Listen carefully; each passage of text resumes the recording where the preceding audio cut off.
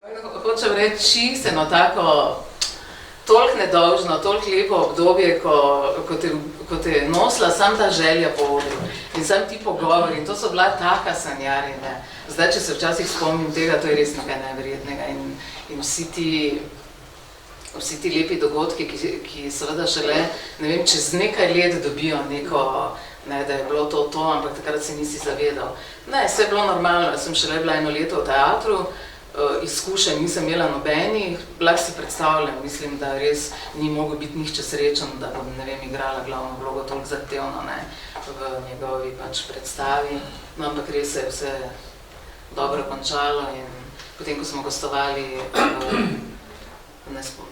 na Sterjevem Bozorju in je pogovore vodil jugoslovansko znan dramaturg in dramatik Slobodan Selenič.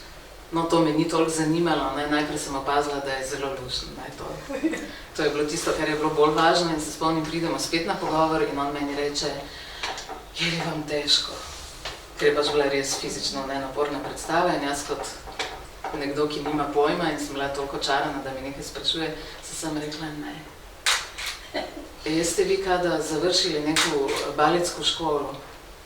Ne. In to je bilo vse, kar sem rekla, ne, in potem pridem domov. Moje sorodstvo v Črni Gori je to gledalo in potem moja sestrična, popolnoma brez šol, me kliče, da vidite, sestro, kako me osramoti. Rekla sem celom selu, da gleda ovu emisijo, človek te lepo pita, da li ti je težko? Sestro, ti bi morala da kažeš, ma težko mi je čoveče.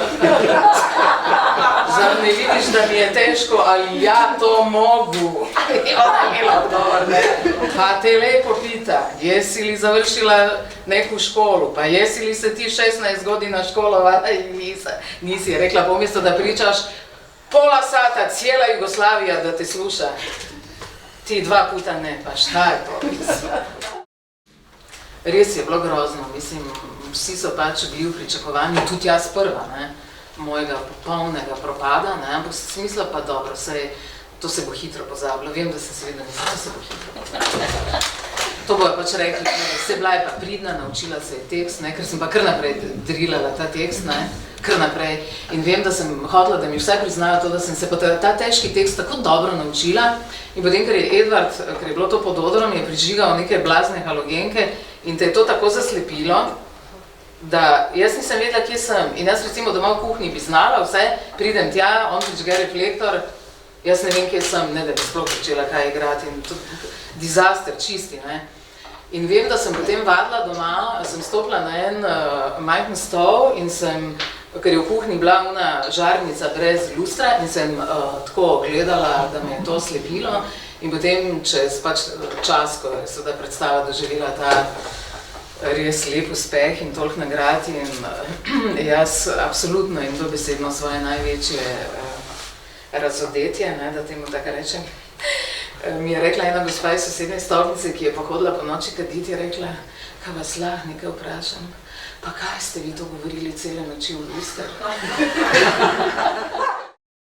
Kak zdaj kakorkoli kdo ali življenje ali usoda ali Bog nagradi, ko prideš res sebi do svoje meje, ko res nimaš več odkot vzeti in kam naprej, ne. In to se je meni tam zgodilo s tem, da sem to naredila in da so bili vsi nezadovoljni in jaz sem seveda čutila, da to ni to, ne, to je bilo seveda meni jasno, nikoli si nisem lagala in sem videla, da jaz enostavno tega ne morem odigrati, ne. Ker moj problem je ta, jaz sem južnjakinja, jaz se strašno rada živim, vedno najdem nek stavek nekega lika, ki me potegne in si rečem, to je to bi lahko jaz tudi in potem jo osvojim, nekako se zbližam in potem nekako pač režiser reče, daj ti to, ovo, pridejo kostumi, spustijo glasbo in pač špilaš, ne. Tu pa se ni dalo čisto nič narediti, sem videla, da nimam, da se ne morem živeti, da ni enega samega stavka v tem tekstu, da mi je vse tuje, da je vse grozno, ne. No in potem smo vsi čakali, da bo tega trpljenja čim prej konec, meni ni še več čisto nič govoril, ne, in se spomnim, pride Kulaš, prenese kostume, res fantastične, ne, kostume. Imela sem tako eno lasuljo, tako grozno, da se nisi mogel niti gibati, mi narediti vampirski make-up, beli, ne in to. In je vloga tu. Tako. Jaz sem vedno rekla, koliko vlog je meni naredila lasulja in kostur, res. In jaz sedim, nihče se ni družil z mano, ker se je že govorilo, boljše, da se izogneš, ne. In sem bila sama v frizeraju, tega trenutka se zelo spomnim s tem blaznim, groznim vampirskim make-upom, s tisto lasuljo, potem tu ene tak, mislim, skratka, razčloveče, nič ni bilo to, kar imam jaz tako zelo rada, slovansko, čustva, ena donava, ljubav, nič od tega, to je bilo nekaj pregroznega, ne. No in potem jaz sedim tako sama v frizeraju in zagledam svoj obraz z vso to mašinerijo in nenadoma tu ni bil moj ta slovanski, melankolični obraz, ne, ki je najboljši v kakšnem Čehovu ali Tennessee Williamsu ali nekje, kjer je treba ena blazna pauza, predn rečeš, ne.